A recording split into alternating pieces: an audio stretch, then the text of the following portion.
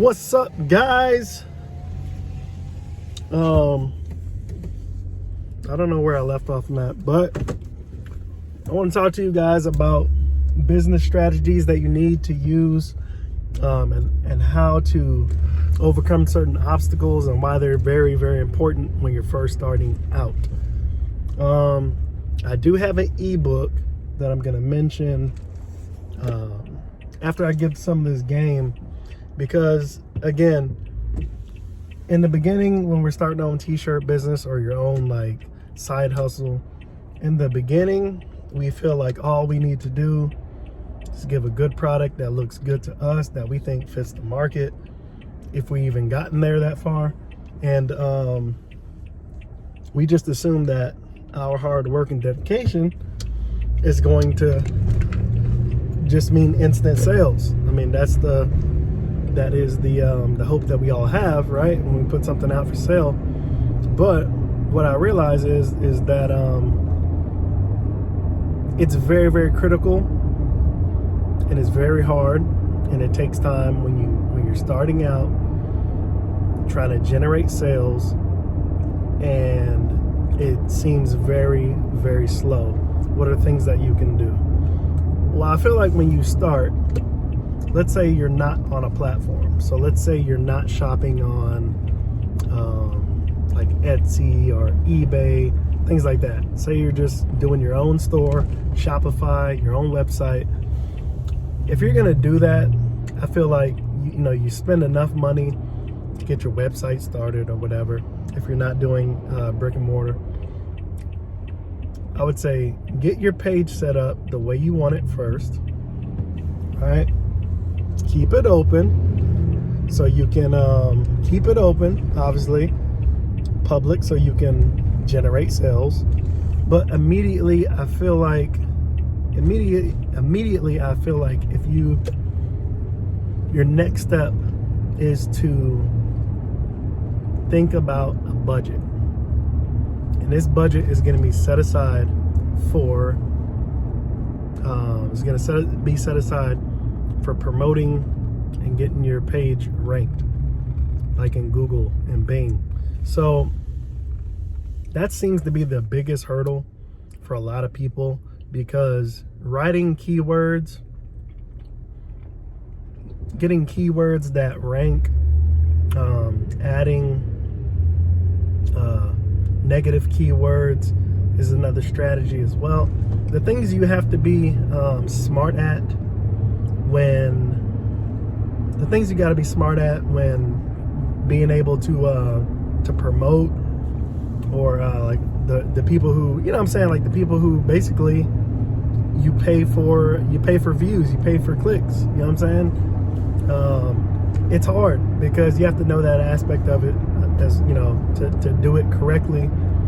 And if you don't do that, then you're not going to see really any traffic, because you got this great product, you got a nice website, but nobody's seeing it because it's not ranked anywhere. You know what I'm saying? So you have to really figure out what you're selling and how to market it, using something like whatever, you know what I'm saying, Google, whatever. So that's the hardest thing about a website on your own, is promoting. You don't just do online promoting. You go out, you promote to your community. So you got to throw that in there. It's just a way to drive views to your page, and to obviously get traction, be ranked high enough that people can find you, and you'll get more sales. I mean, it's proven. But it's hard.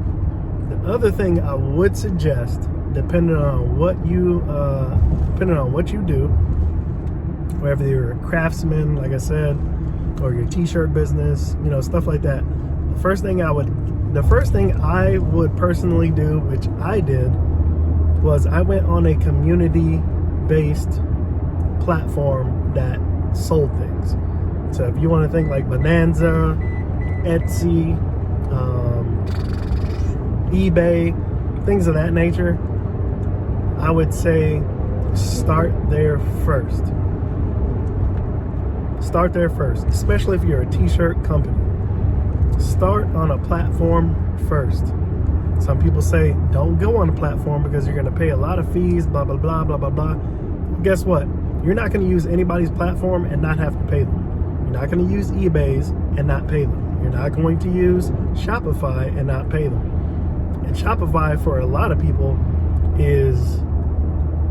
it's a deal breaker because of the high buy-in and the monthly requirement that the monthly financial debt that you're required to pay them every month. It can seem daunting if you're just starting out, because now you're starting out in a negative. Now you got to owe this platform $35 or whatever it is every month to keep your site alive with their builder software or whatever. And that's tough, man, because you want money to be coming in, not money to be going out. And so that was a big turnoff for me with Shopify right away. I would say get on Etsy and learn how to market your product. Learn how to use keywords, because when you shop with Etsy, your Etsy is already ranked in like Google, Alexa for days, you know what I'm saying? So they pretty much have the lock when it comes to marketing with Google and within their own website. So you have to make sure you use great keywords. You get 13 keywords to use on every item that you sell. It's just an easier way to get your product out there. And when you use good SEO, you make your product stand out, and people search those specific terms that you want your product to have in the description. They will find your product much quicker. What else can you do? When you're on a platform like Etsy, I started out with $1 a day for marketing, for advertising. I pay Etsy $1 a day to advertise for me. The cool thing with Etsy is you don't pay per impression. You pay per click, right? And depending on your budget, it depends on, how many clicks basically you can get after $1 is used up. So what I do was, like I said, I did $1 a day. That's $30 a month. I can wing it. And then I really just started looking at keywords for things I was selling, right? For my niche, the things that I was selling, I made sure that I got relevant keywords that would point to that product on Google. So that's what I did. Now, when you're on a platform like this, you have to I would educate yourself on the fees. Like for Etsy, you need to go educate yourself on the fees, but you can't just let the fees determine your opt-in. And what I mean by that is you'll have a much easier time using a platform like Etsy than going straight to Shopify or your own website. The reason being, like I said, is at least your product is going to cater directly to people who come on that platform and search specifically for a product you're selling. So it's up to you to describe it correctly to be able to get noticed. And like I said, Etsy is easy. They promote your stuff. And after your shop has made, I think, like over $10,000, you can now opt in, or you're forced to opt in to their Google Ads campaign. It used to be a choice, I believe. I was doing it by choice, and then now they've made it mandatory for every account over $10,000 in gross revenue. So I have been in there. So now your budget, whatever you budget, like if you're still budgeting $1 a day, now Etsy will not only advertise on the Etsy platform, but they are also going to advertise on with Google Ads. So that gets your product out there even more. So after my first year, I did this for my first year, $1 a day on Etsy. This year, I started with a budget of $10 a day, because I was starting to get a lot of sales from my advertisements with Etsy. So only natural thing to do is increase the budget, take a look at how much you spent per month on advertising. So if it's $1 a day at the end of the month, it's $30. And you look at how many sales were generated. First, you look at how many impressions. It's going to tell you, oh, so many thousand views. All right. Then it's going to say ad clicks. When you check your marketing details, you're going to see a thing called ad clips or ad clicks. That's the amount of people that clicked on your ad who that saw your advertisement. Your next important thing will be your revenue from those ads. That right there determines whether the money you're spending on advertising is actually worth your time. So for example, if I spend $30 a month, but I have a gross revenue of $400+, that's a win because all you spent was $30. No brainer.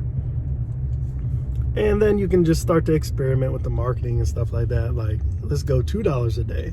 Let's go up to $5 a day and see what happens with a more advertising budget, a bigger advertising budget. So this talk was mainly about, like I said, marketing and describing what you're trying to sell. And like I said, it's very important. You guys let me know if you want more info like this. I can do it in a better format, but it's much easier to do it in a format like this when you're in the car or you're on the go. Anyway, I'll catch you in the next one. Peace.